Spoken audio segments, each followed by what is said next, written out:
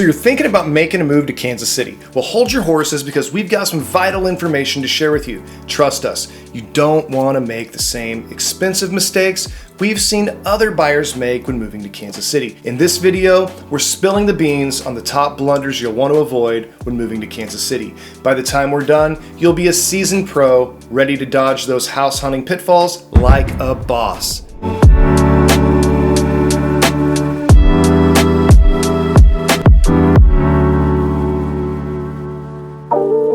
If you're thinking of moving to Kansas City and you want to know everything you need to know to make the best decisions when you get here, go ahead, hit that button, ring that bell. That way you're notified every time one of these new videos comes out. We get calls all the time from people just like you, and we absolutely love it. So if you're even thinking of moving to the Kansas City area, go ahead, give us a call, text, DM.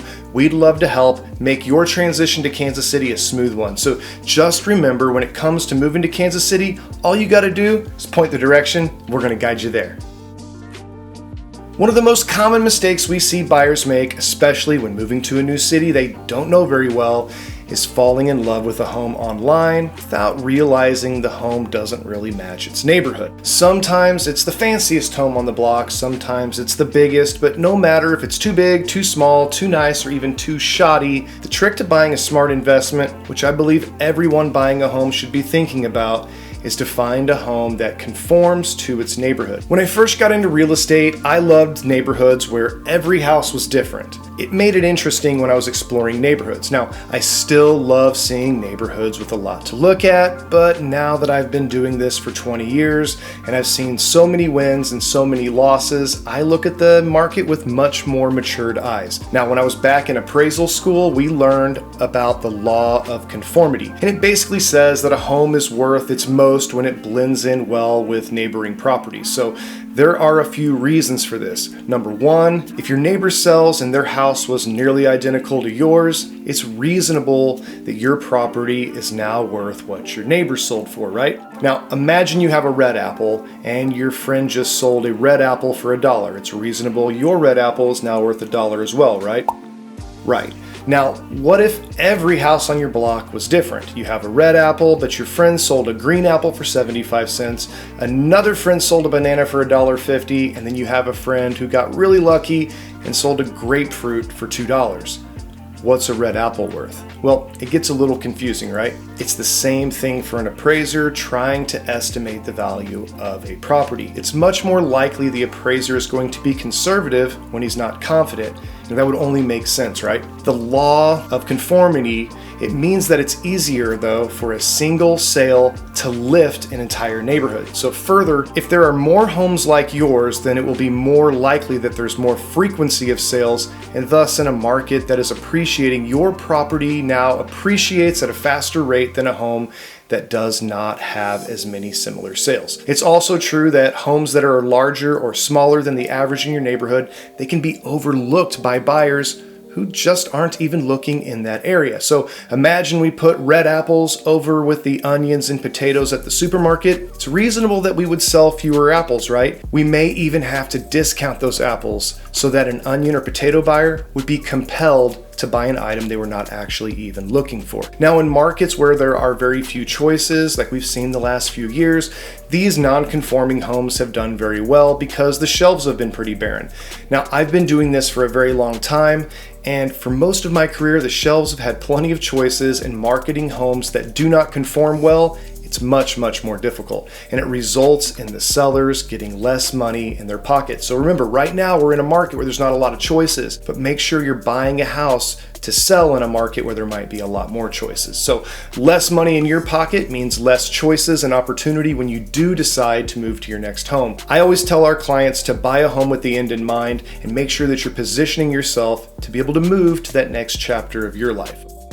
Another huge mistake we see buyers make is buying a home for now without really thinking too far ahead. Again, think with the end in mind, but maybe instead of moving to a new home, what if you bought a home the first time that not only met your needs now, but also accommodated your needs later? Many buyers, especially first-time home buyers, will want to buy a small 2-bedroom home because they don't have kids now or they don't need the extra space. But in my experience in life doesn't always go to plan. 3 to 4 bedroom homes have a much larger buyer pool if you were to sell, because most people need and they want that much space. So that way, if you do decide to sell the property down the road, you should be able to sell it a lot quicker and for more money. But again, let's think. If you're buying a slightly more expensive home, and let's just say it made your payment go up $75 a month. Remember, reselling a $250,000 home, it costs you around $17,000, plus plan on spending another $5,000 in closing costs buying your next home.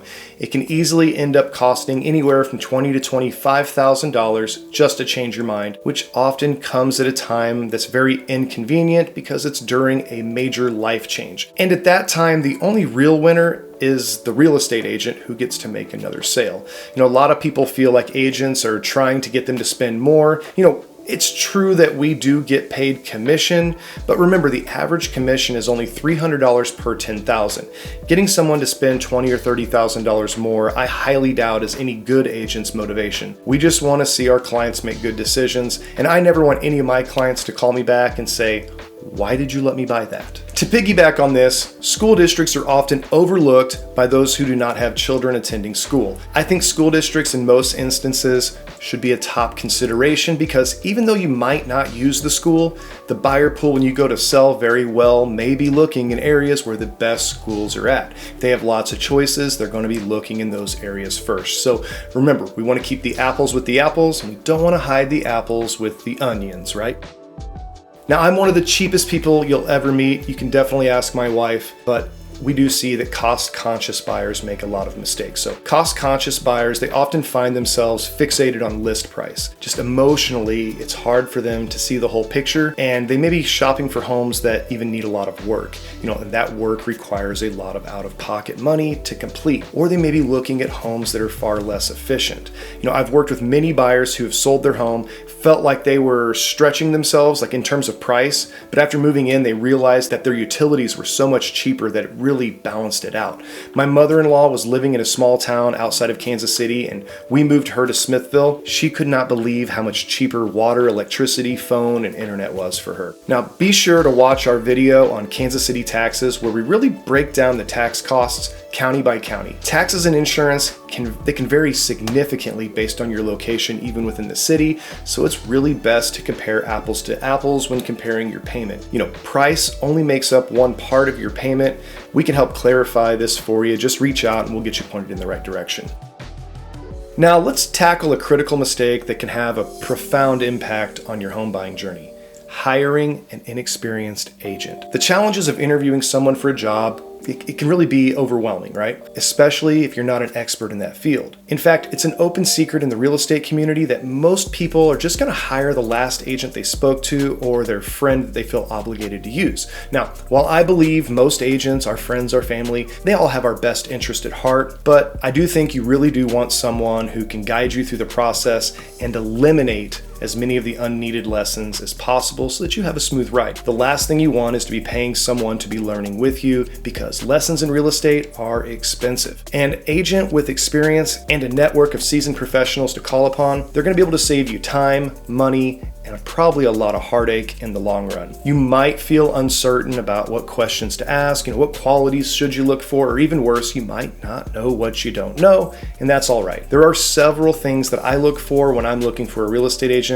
to refer my clients to when they're relocating to another state. The first thing I want to find out is the agent a full-time agent or are they a hobbyist? Markets change fast. Heck, 80% of the agents are out of this industry every 2 to 3 years, so even the faces change fast. That means a good agent, they're in touch with the good agents. 80% of the business is generally done by the top 20% of agents, so a good agent with experience will likely have good relationships with the other top agents, which might actually help you in negotiations or even give you an advantage on knowing what property may be coming up. We often have sellers who would sell if a buyer came along, but they are not ready to put a sign in the dirt yet. In fact, we just put a sale together this weekend that exact same way. I had a buyer coming in from out of town, and I had a seller that's been thinking about selling for years. I was able to put that together. The market never even knew the house existed. Now, an agent who is full-time is much more likely to be plugged into the market and they're going to be able to be more effective and get you where you want to go with a lot less headaches. Secondly, I would be looking to see that that agent has a team supporting them. Teams in real estate, it really can mean lots of different things, but I would want an agent who has a transaction coordinator and other staff that help them throughout the process. This is going to prevent costly mistakes, unneeded delays, and of course, frustration. One thing I've learned running a business is that no one is great at everything, especially when they get busy. So I'd be looking to hire a company that had great systems and a lot of experience and not just a Swiss Army knife salesperson. Lastly, I would want to research the agent's history. A couple bad reviews, it's not necessarily a bad thing. I've had buyers even that weren't selected by my seller turn around and blast me all over the internet and leaving me nasty reviews. But you should want to see very specific mentions in the reviews that mention exactly what this agent did to save a deal or to get the big win for their client. There are tons of agents and we all cost more or less the same, so you might as well hire the best agent you can get and get it right the first time. Now, when the average agent only sells 6 homes a year, it's hard to expect the average agent to have enough experience to even foresee the problems. Those problems are going to cost you time, money, and heartache. And remember, you're hiring an agent for their experience so that you don't have to learn everything the hard way. Most people are really picky about who cuts their hair, so I would want to be at least that picky about the agent helping me buy or sell a home worth hundreds and hundreds of thousands of dollars.